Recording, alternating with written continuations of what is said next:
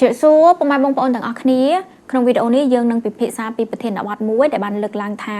រាជរដ្ឋាភិបាលរបស់ប្រទេសកម្ពុជាគឺជារដ្ឋាភិបាលដែលមានក្បាលធំហើយខ្លួនតូចពុកម៉ែបងប្អូនទាំងអស់គ្នាក្នុងរយៈពេលកន្លងទៅនិយាយទៅប្រហែលថ្ងៃថ្មីហ្នឹងមាន podcast មួយបាននិយាយពីបញ្ហាក៏ដូចជាប្រធានបទនេះថារាជរដ្ឋាភិបាលកម្ពុជានឹងមានក្បាលធំហួសមៀតអាចនិយាយបានថាមានក្រសួងរហូតដល់ជាង20 70 30ហើយប្រជាជនមានតែ17លាននាក់ប៉ុន្តែបើសិនជាយើងប្រៀបធៀបទៅនឹងប្រទេសជិតខាងជាក់ស្ដែងវៀតណាមមានប្រជាជនជាង100លាននាក់ប៉ុន្តែក្រសួងរបស់គេមានតែជាង10ហើយប្រទេសថៃគេមានជាង70លាននាក់ក្រសួងរបស់គេឬក៏ស្ថាប័នហ្នឹងក៏មានចំនួនតិចជាងកម្ពុជាដូចគ្នាដូច្នេះហើយប្រធានបទមួយនេះទទួលបានការចាប់អារម្មណ៍ពីសំណាក់ប្រជាជនខ្មែរយើងច្រើនខ្លាំងមែនតើហើយថ្មីនេះជាក់ស្ដែងព្រឹកនេះផ្ទាល់តែម្ដងហ្នឹងនាងខ្ញុំក៏បានឃើញ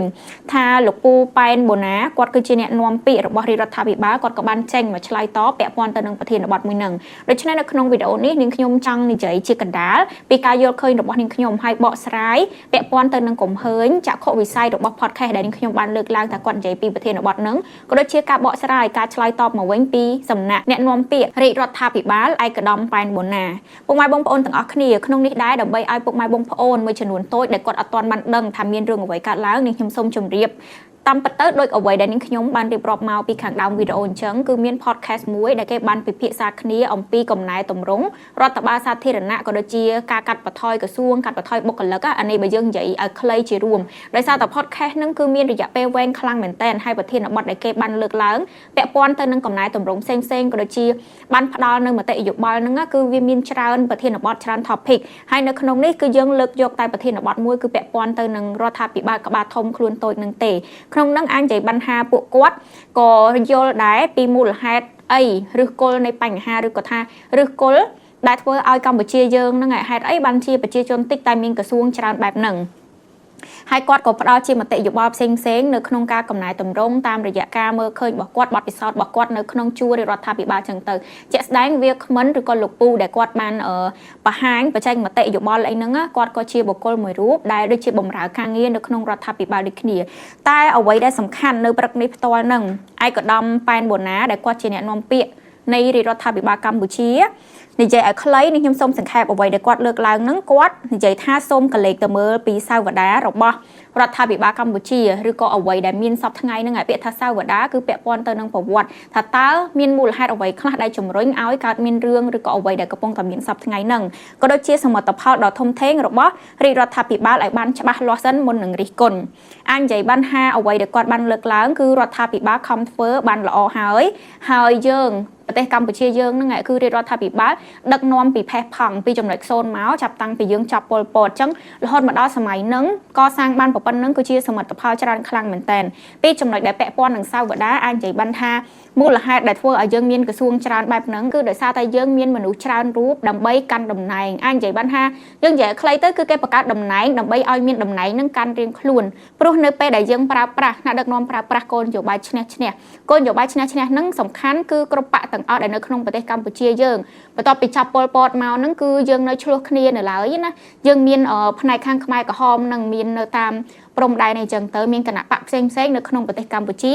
ដែលអត់រួបរวมគ្នាទេយើងអត់មានឋានៈដឹកនាំណាម្នាក់ដែលគ្រប់គ្រងដឹកនាំប្រទេសកម្ពុជាយើងឲ្យច្បាស់លាស់ទេចឹងហើយបានជាសម្ដេចតេជោហ៊ុនសែនគាត់ប្រើប្រាស់គោលនយោបាយឈ្នះបានន័យថាគាត់ធ្វើជាចំណុចបង្គោលមួយចឹងទៅហើយអ្នកផ្សេងដែលចង់មកចូលរួមជាមួយនឹងរដ្ឋាភិបាលគាត់អាចចូលមកហើយគឺអត់មានការចាប់ដាក់ទោសអីទេគឺអ្នកណាកាន់តំណែងអីគឺនៅរក្សាតំណែងនឹងដដែលឧទាហរណ៍ថាយើងគឺជាបុគ្គលម្នាក់ដែលមានតំណែងធំណាមួយកាលពីសម័យខ្មែរក្រហមយើងគឺជាមេតបជាមេអីចឹងទៅយើងមកចូលជាមួយនឹងរដ្ឋាភិបាលរបស់សម្ដេចយើងនៅតែកាន់តំណែងនឹងដដែលយើងមកពីបកផ្សេងមិនមែនជាខ្មែរក្រហមទេហើយយើងធ្លាប់មានតំណែងអីកាលពីមុនយើងមកយើងកាន់តំណែងនឹងដដែលដល់ពេលនៅក្នុងគណៈបកប្រជាជននៅក្នុងគណៈបករបស់សម្ដេចតេជោនឹងទៀតគាត់ក៏មានអ្នកកាន់ហើយស្រាប់ដែរអញ្ចឹងបានន័យថាវាមកពីច្រើនទិសទីមែនតើសុទ្ធសឹងតែជាមនុស្សដែលមានឋានៈមកកាលពីមុនអញ្ចឹងហើយបានជានៅពេលដែលយើងរួបរวมបង្កើតរដ្ឋាភិបាលថ្មីហ្នឹងគឺយើងត្រូវតែពុះជ្រែកឲ្យពួកគាត់មានតំណែងកាន់រៀងខ្លួនអញ្ចឹងអានេះអាចថាជាមូលហេតុដែលធ្វើឲ្យចាប់តាំងពីកកើតរាជរដ្ឋាភិបាលដំបូងឡើងវិញរហូតមកដល់បច្ចុប្បន្នហ្នឹងចាប់តាំងពីចាប់ពលពតមកហ្នឹងគឺយើង មានបានន័យថាមានមនុស្សដែលមានតំណែងនឹងច្រើនអ្នកនៅក្នុងជួររាជរដ្ឋាភិបាលរួចស្រាប់ទៅហើយពីមួយថ្ងៃទៅមួយថ្ងៃទៀតទៅកាន់តែធំទៅរហូតដល់ហើមប៉ោងដោយសប្តាហ៍ថ្ងៃហ្នឹងតាមពិតទៅចំណុចនេះអាចនិយាយបានថានាងខ្ញុំនិយាយសម្រួលបានន័យថាទាំងលោកពូនិងបងដែលគាត់និយាយនៅក្នុង podcast មួយហ្នឹងហើយក៏និយាយតាមប្រសាសន៍របស់លោកពូប៉ែនបូណាដូចគ្នាដែលនាងខ្ញុំនៅក្នុងចំណុចនេះចង់បញ្ជាក់ថាតាមពិតទៅអ្វីដែលលោកពូប៉ែនបូណាគាត់បានលើកឡើងក៏ដូចជាលោកពូនិងបងដែលលើកឡើងពី podcast ហ្នឹងគឺគាត់និយាយមកក្នុងន័យតែមួយឯងតាមរយៈ podcast ហ្នឹងក៏ខ្ញុំសង្កេតឃើញថាគាត់ក៏យល់ពីឬក៏ដូចគ្នាគាត់ក៏ដឹងពីចំណុចចោតថាហេតុអ្វីបានជារឿងវាកើតឡើងរហូតមកដល់ប៉ុណ្្នឹងដែរគាត់ក៏ដឹងដូចគ្នាថាដោយសារតែកូនយោបាយឈ្នះចំណុចហ្នឹងដូចគ្នានាងខ្ញុំចង់បញ្ជាក់ជូនពុកម៉ែបងប្អូនទាំងអស់គ្នាថាមិនមែនបានន័យថាកូនយោបាយឈ្នះហ្នឹងខុសហើយណាតាមពិតទៅអត់មានដំណោះស្រាយណាដែលល្អជាងកូនយោបាយឈ្នះនឹងទេបើសិនជាគណៈពេលហ្នឹងត្រឡប់ទៅអតីតកាលវិញសម្ដេចខុនសែនគាត់អត់បាននឹកឃើញកូនយោបាយឈ្នះដែលនាំទាំងអស់គ្នាមកមូលមីគ្នាវិញមករកសន្តិភាពហ្នឹងគឺយើងនៅតែស្ថិតនៅក្នុងសង្គ្រាមស៊ីវិលហើយអត់អាចមានថ្ងៃនេះទេអញ្ចឹងកូនយោបាយឈ្នះហ្នឹងអាចនិយាយថាគឺជាគឺជាចំណុចតែមួយគត់ដែលអាចយកមករកភាពរួបរวมសាមគ្គីហើយនឹងផ្ដល់សុខសន្តិភាពហើយកសាងជាតិមកដល់ចំណុចហ្នឹងប៉ុន្តែអ្វីដែលជាបញ្ហាបន្តទៅទៀតហ្នឹងយើងដឹងថាអ្វីដែលកើតឡើងមកពីអតីតកាលវាគឺជាជំរើសដ៏ល្អបំផុតមួយហើយប៉ុន្តែរហូតមកដល់សប្តាហ៍ថ្ងៃអាចនិយាយបានថាការវិវត្តពីមួយថ្ងៃទៅវាធ្វើឲ្យចំណុចចាប់ផ្ដើមរបស់យើងរហូតមកដល់ឥឡូវហ្នឹងគឺវាមានសភាពខុសគ្នាហើយតាមពិតទៅសម្រាប់ពីនាងខ្ញុំផ្ទាល់អ្វីដែលចង់និយាយក្រសួងច្រើនវាមិនមែនជាបញ្ហាដែលចោតសំខាន់បំផុតទេតែអ្វីដែលជាបញ្ហាមិនថាបងដែលនៅក្នុង podcast ឬក៏នាងខ្ញុំចង់និយាយផ្ទាល់ហ្នឹងគឺពាក់ព័ន្ធទៅនឹងបញ្ហាប្រសិទ្ធភាពការងារទោះបីជាក្រសួងច្រើនក៏ដោយប៉ុន្តែបើសិនជាក្រសួងទាំងអស់មានប្រសិទ្ធភាពការងារបានន័យថាបុគ្គលម្នាក់ធ្វើការឬក៏បំពេញតួនាទីរបស់គាត់ពេញម៉ោងគ្រប់តួនាទីអីហ្នឹងអាហ្នឹងខ្ញុំគិតថាល្អខ្លាំងមែនតើហើយប្រទេសគឺនឹងកាន់តែអភិវឌ្ឍជាងនឹងទៀតប៉ុន្តែអ្វីដែលសំខាន់ដែលពួកគាត់សម្បីតែនៅក្នុង podcast គាត់បានលើកឡើងហ្នឹងគឺដោយសារតែយល់ថាក្រសួងច្រើនហើយជន់ជើងគ្នាគឺមានការងារដែល overlap ឬថានៅផ្នែកណាមួយនៃក្រសួងណាមួយពាក់ព័ន្ធជាមួយនឹងក្រសួងផ្សេងទៀតហើយពុកម៉ែបងប្អូនទាំងអស់គ្នាដឹងហើយបានន័យថាជាទូទៅសម្បីតែខ្ញុំវីដេអូមុនក៏បាននិយាយដែរពីចំណុចមួយចំនួនដែលថាអសន្តិសុខអីហ្នឹងដែលនាងខ្ញុំលើកឡើងមកហ្នឹងហើយក៏មាន comment ច្រើនទៀតបានលើកឡើងដែរគឺពាក់ព័ន្ធទៅនឹងចំណុចដែលជាព្រំប្រទល់បែងចែកអត់ច្បាស់ទេថាកន្លែងហ្នឹងគឺជាតំបន់ដែលទទួលខុសត្រូវដោយសមត្ថកិច្ចខាងណាអញ្ចឹងទៅមានការប្រចាំគ្នាពេលខ្លះធ្វើការទៅខ្លាចមកខាងទៀតគេថាលូកដៃការងារគេអញ្ចឹងពាក់ព័ន្ធទៅនឹងក្រសួងជាឧទាហរណ៍ហ្នឹងគឺក៏បែបហ្នឹងដូចគ្នាពួកគាត់នៅក្នុង podcast ហ្នឹងគាត់និយាយក៏ក្នុងនាមជាប្រជាពលរដ្ឋនៅក្នុងការបញ្ចេញមតិនាងខ្ញុំក៏ដូចគ្នាអ្វីដែលយើងចង់និយាយហ្នឹងគឺក្រសួងច្រើនហ្នឹងគឺយើងមិនចោតប្រកាន់ថាវាជាបញ្ហាទេប៉ុន្តែអ្វីដែលជាបញ្ហាដែលយើងលើកឡើងហ្នឹងគឺជាបញ្ហានៃប្រសិទ្ធភាពការងារហើយចំណុចនេះមុននឹងតទៅទៀតហ្នឹងខ្ញុំចង់ឆ្លើយតបទៅថាអញ្ចេះដោយសារលោកពូប៉ែនបូណាគាត់បាននិយាយពាក់ព័ន្ធថាសូមកលេចទៅមើលសាវតាក៏ដូចជាសមិទ្ធផលការងារធំធេងរបស់រដ្ឋាភិបាលដែលបានច្បាស់លាស់សិនមុននឹងរិះគន់នាងខ្ញុំចង់បញ្ជាក់ដូចគ្នាថានាងខ្ញុំក៏ដូចជាបងនៅក្នុង podcast តាមរយៈអីដែលនាងខ្ញុំបានមើលទៅគឺពួកគាត់មិនមែនរិះគន់ទេគឺពួកគាត់គ្រាន់តែចង្អុលបង្ហាញចំណុចមួយចំនួនដែលថាវាអសកម្មចំណុចខ្វះខាតឬក៏ចំណុចដែលថាស្អុយរលួយគឺគាត់គ្រាន់តែ point out មកដើម្បីលើកយកមកបានន័យថាកន្លែងខ្លះក៏លោថ្នាក់ដឹកនាំកម្ពុជាគាត់រវល់ដោះស្រាយរឿងធំអីចឹងទៅប៉ុន្តែរឿងនៃមន្ត្រីថ្នាក់ក្រោមធ្វើបំពេញអត់បានត្រឹមត្រូវអីហ្នឹងគឺគាត់មើលអត់បានឃើញអញ្ចឹងពួកគាត់ក៏ដូចជានាងខ្ញុំហ្នឹងគ្រាន់តែដើរតួក្នុងនាមជាប្រជាពលរដ្ឋហើយលើកយករឿងហ្នឹងមកមិនមែនជាការរិះគន់ទេប៉ុន្តែគឺជាការចង្អុលបង្ហាញឥឡូវឧទាហរណ៍ជាក់ស្ដែងថាក្រសួង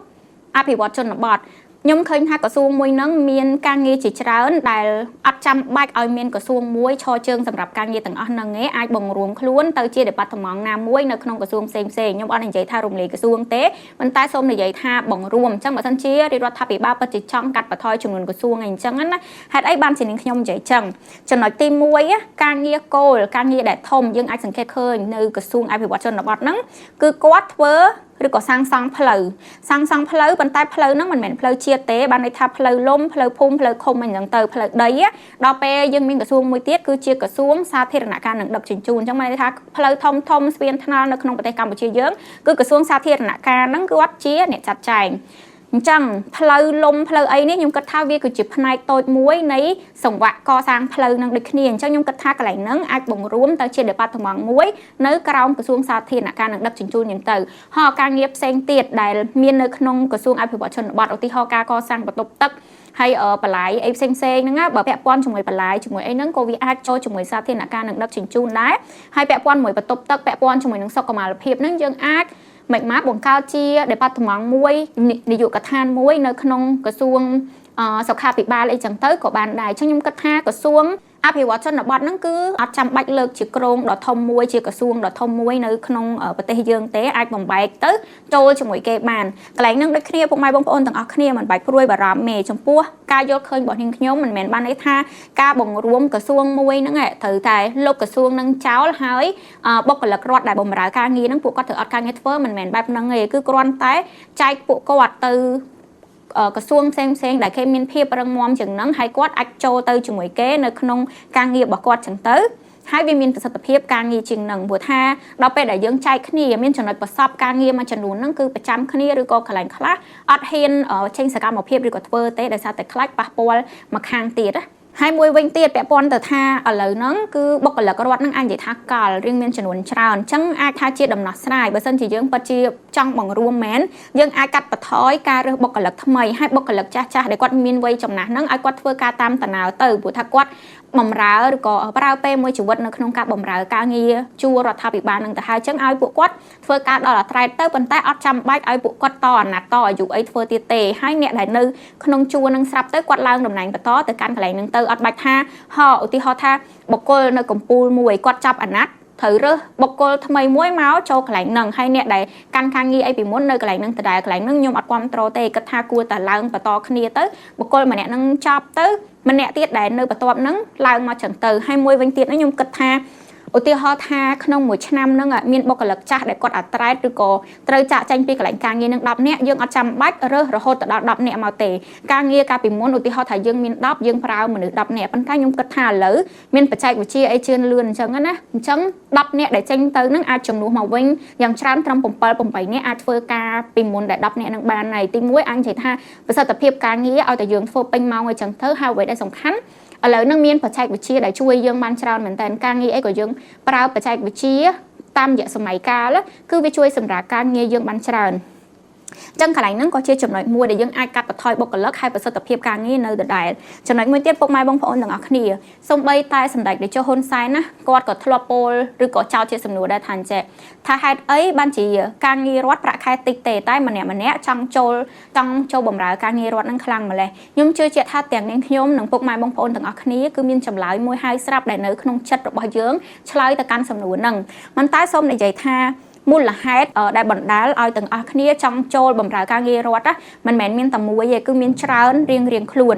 ហើយម្នាក់ដែលចង់ចូលទៅបម្រើការងាររដ្ឋហ្នឹងគាត់ក៏មានគោលបំណងរបស់គាត់រៀងខ្លួនដែរហើយក្នុងហ្នឹងខ្ញុំសូមលើកយកមូលហេតុមួយគឺអ្នកខ្លះគាត់ធ្លាប់និយាយមកពីមុនណាគឺគាត់ចង់ចូលបម្រើការងាររដ្ឋទោះបីជាប្រាក់ខែល្មមមែនប៉ុន្តែបានន័យថាគឺផ្ដល់ភាពងាយស្រួលឲ្យគាត់ច្រើនធ្វើការអត់សូវចាំបាច់ពេញម៉ោងអីចឹងទៅគាត់មានពេលវេលាច្រើននៅក្នុងការចំណាយពេលមួយគ្រួសារហើយបើសម្រាប់មនុស្សស្រីខ្ញុំនិយាយតាមត្រង់សូម្បីតែកាលពីប្រហែលឆ្នាំមុនណាក៏ម្ដាយរបស់ខ្ញុំធ្លាប់និយាយពាក្យហ្នឹងមកកាន់ខ្ញុំដែរអាចនិយាយថាឃើញគេធ្វើការងាររដ្ឋណាសម្រាប់មនុស្សស្រីគឺមានភាពងាយស្រួលច្រើនឧទាហរណ៍ថាគាត់មានទង្ងន់គាត់ត្រូវសម្រាប់កូនណាវាមានច្បាប់ដែលមានរយៈពេលយូរឲ្យគាត់ចំណាយពេលនៅក្នុងការថែខ្លួនឬក៏មើលថែកូនអីចឹងទៅផ្ដល់ភាពងាយស្រួលច្រើនខ្លាំងមែនតើអញ្ចឹងចំណុចទាំងអស់នឹងហើយដែលជា benefit ជាអត្ថប្រយោជន៍ដែលពួកគាត់ចង់ទទួលបានចឹងកន្លែងហ្នឹងយើងក៏លេខមើលថាពាក់ព័ន្ធអ្វីជាមួយនឹងប្រសិទ្ធភាពការងារបើសិនចំណុចហ្នឹងជារឿងពិត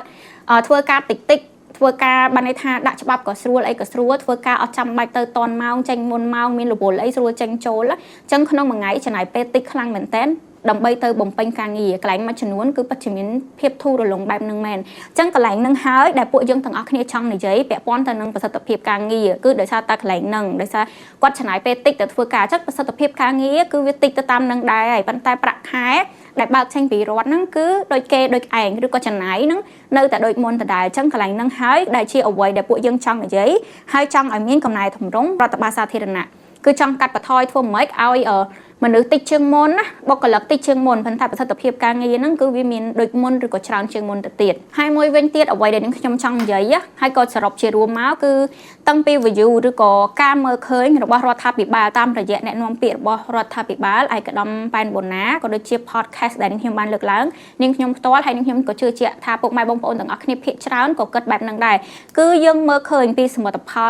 លគោលនយោបាយដើមរបស់រាជរដ្ឋាភិបាលបានន័យថាជួមមុខដែលគាត់ដឹកនាំគាត់ដាក់គោលនយោបាយមកគឺយើងជឿជាក់ហើយយើងក៏គិតថាល្អដែរអញ្ចឹងពាក់ព័ន្ធទៅនឹងឫសគល់ដែលយើងនិយាយពីដើមនយោបាយឈ្នះអីជាដើមហ្នឹងគឺយើងសង្កេតឃើញថាល្អហើយមកដល់បច្ចុប្បន្ននាងខ្ញុំក៏នៅតែមើលឃើញហើយជឿជាក់ទៅលើរាជរដ្ឋាភិបាលកម្ពុជា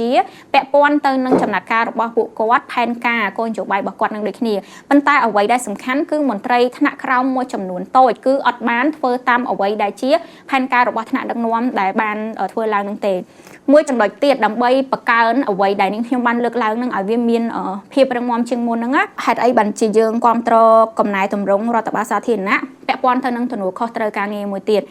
និយាយតាមត្រង់ចំណុចបញ្ហានេះគឺនាងខ្ញុំធ្លាប់លើកឡើងពីមុនមកហើយនាងខ្ញុំក៏សំណូមពរដែរគឺខ្ញុំធ្លាប់សំណូមពរកាលពីមុនមកឲ្យក្រសួងឬក៏ស្ថាប័នពាក់ព័ន្ធនានាពីមុនមកហ្នឹងគឺធ្វើមិនឲ្យមានទំនួលខុសត្រូវការងាររៀងខ្លួនណាអត់ចាំបាច់តែបុគ្គលម្នាក់អត់ចាំបាច់តតែនាយករដ្ឋមន្ត្រីស្រែកទៅបានជាធ្វើទេឧទាហរណ៍ថាគ្រោះថ្នាក់ចរាចរណ៍កើតឡើងនិយាយពីថាមួយថ្ងៃទៅមួយថ្ងៃបុកគ្នាឬក៏មានគ្រោះថ្នាក់អីផ្សេងអញ្ចឹងណាតតែនាយករដ្ឋមន្ត្រីស្រែកពឹបបានពួកគាត់ចាប់ផ្ដើមធ្វើសកម្មភាពទៅតាមចាប់អ្នកដែលបុកគេអ្នកដែលខុសច្បាប់នឹងបានមិនមែនថាមិនធ្វើអីសោះទេប៉ុន្តែបានន័យថាវាច្រើនករណីប៉ុន្តែអត់ឃើញលទ្ធផលអត់ឃើញអីចឹងណាគ្រាន់តែនាយករដ្ឋមន្ត្រីស្រែកប៉ាប់បានភ្លាមឧទាហរណ៍ពាក់ព័ន្ធទៅនឹង online scam អីក៏ដោយមានរឿងមានអីហោហាយដល់ពេលសម្ដេចហ៊ុនសែនស្រែកប៉ាប់ចាប់បានភ្លាមចាប់បានអ្នកដែលខົບខិតលួចដោះលែងអីនាយអីចឹងទៅបានន័យថាធ្វើអីក៏ដោយចាំតែថ្នាក់ដឹកនាំកម្ពុជាលោកស្រែកទៅបានជាស្ថាប័នពាក់ព័ន្ធនឹងធ្វើអញ្ចឹងកន្លែងហ្នឹងគឺជាអីដែលខ្ញុំមានការព្រួយបារម្ភខ្លាំងមែនទែន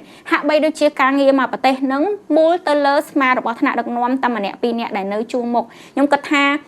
ការធ្វើបែបហ្នឹងបើសិនជាយើងចាំតែគាត់ម្នាក់មកធ្វើដដែលទីមួយគឺវាអត់សពជ្រុងជ្រោយទេព្រោះគាត់ការងារច្រើនហើយពេញផ្ទៃប្រទេសគ្រប់ដេប៉ាតឺម៉ង់គ្រប់ផ្នែកគឺគាត់អត់អាចមើលទាំងអស់ទេហើយបើសិនជាការងារគ្រប់យ៉ាងចាំតែនាយករដ្ឋមន្ត្រីលោកស្រែកតាស្ថាប័ននានានឹងមានប្រយោជន៍អីកន្លែងហ្នឹងក៏មួយដែលយើងត្រូវធ្វើដូចគ្នាតាមពិតនិយាយមកដល់ចំណុចហ្នឹងគឺវាមានភាពពាក់ព័ន្ធច្រើនវាពាក់ព័ន្ធទៅនឹងទំនួលខុសត្រូវវាពាក់ព័ន្ធទៅនឹងដែនសមត្ថកិច្ចការងារដែនសមត្ថកិច្ចការងារហ្នឹងហើយគឺជាបញ្ហាចោទសំខាន់បានន័យថានៅពេលដែលយើងចែកឲ្យមានជាក្រសួងជាផ្នែកហ្នឹងច្រើនពេកទៅផ្នែកទាំងអស់ហ្នឹងអត់អាចកាត់ដាច់ចេញពីគ្នា 100% ទេនៅមានភាពពាក់ព័ន្ធអញ្ចឹងហើយធ្វើឲ្យខាងនេះមិនហ៊ានខាងនោះមិនហ៊ានទេដោយសារតែពាក់ព័ន្ធជាមួយនឹងផ្នែកផ្សេងតែបើសិនជាផ្នែកដែលមានភាពពាក់ព័ន្ធខ្លាំងហ្នឹងឲ្យបង្រួមចូលគ្នាទៅវាកាត់បន្ថយឯពួកអីនៅក្នុងស្ថាប័នតែមួយនៅក្នុងដែនសមត្ថកិច្ចរបស់គាត់ 100% គាត់នឹងហ៊ាននៅក្នុងការចេញសកម្មភាពអញ្ចឹងកន្លែងហ្នឹងគឺជាការយល់ឃើញរបស់ខ្ញុំបែបហ្នឹងឥឡូវដោយសារតែយើងនៅលើប្រធានបទនឹងស្រាប់នាងខ្ញុំមានឃើញពាក្យដែលបានលើកឡើងមួយទៀត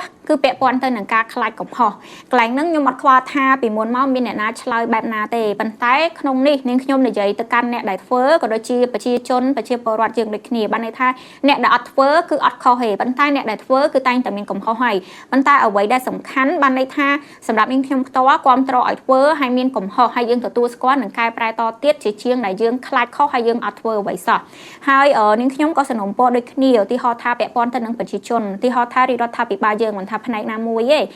េចេញសកម្មភាពអីចឹងទៅហើយគាត់ធ្វើខុសមកពេលហ្នឹងគឺយើងកុំស្ដីបន្ទោសខ្លាំងពេកយើងគ្រាន់តែបញ្ចេញជាយោបល់ថាធ្វើបែបណាល្អអីចឹងទៅពេលខ្លះពុកម៉ែបងប្អូនទាំងអស់គ្នាស្ដីបន្ទោសខ្លាំងពេកធ្វើឲ្យពួកគាត់ក៏ពិបាកនៅក្នុងការទទួលស្គាល់ដូចគ្នាអញ្ចឹងបើយើងគ្រាន់តែប្រាប់ជាមតិយោបល់បែបលក្ខណៈល្មមគាត់អាចទទួលយកបានអាហ្នឹងក៏ងាយស្រួលសម្រាប់ពួកគាត់នៅក្នុងការទទួលយកហើយកែប្រែដូចគ្នាចំពោះរដ្ឋាភិបាលមិនថាផ្នែកណាក៏ដោយដូចគ្នាសម្រាប់នាងខ្ញុំក្នុងនាមជាសម្លេងមួយជាពលរដ្ឋខ្មែរសូមសំណូមពរដូចគ្នាថាកុំខ្លាចខុស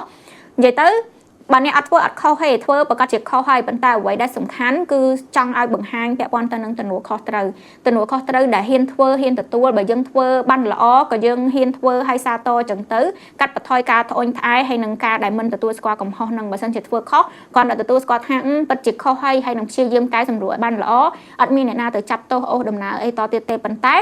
ជាជាងការដែលមករុញច្រានចោលដែលធ្វើឲ្យ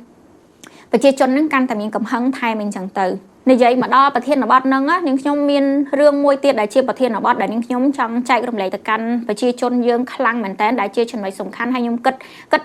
ទៀតគិតថាចំណុចមួយហ្នឹងគឺជាអ្វីដែលអ្នកទាំងអស់គ្នាបើសិនជាចេះហើយគឺយើងអាចនៅបានន័យថាចូលរួមនៅក្នុងការដែលធ្វើមិនឲ្យប្រសិទ្ធភាពការងារនៅក្នុងប្រទេសយើងទាំងការអភិវឌ្ឍទាំងការបញ្ចេញមតិឬក៏អីហ្នឹងមានប្រសិទ្ធភាពនិងមានភាពរលូនមានភាពងាយស្រួលជាងហ្នឹងគឺប្រធានបទមួយដែលខ្ញុំចង់និយាយថាទាំងអស់គ្នាគួរតែចេះក្នុងការធ្វើនយោបាយគួរតែស្គាល់នយោបាយគួរតែរៀនពីនយោបាយ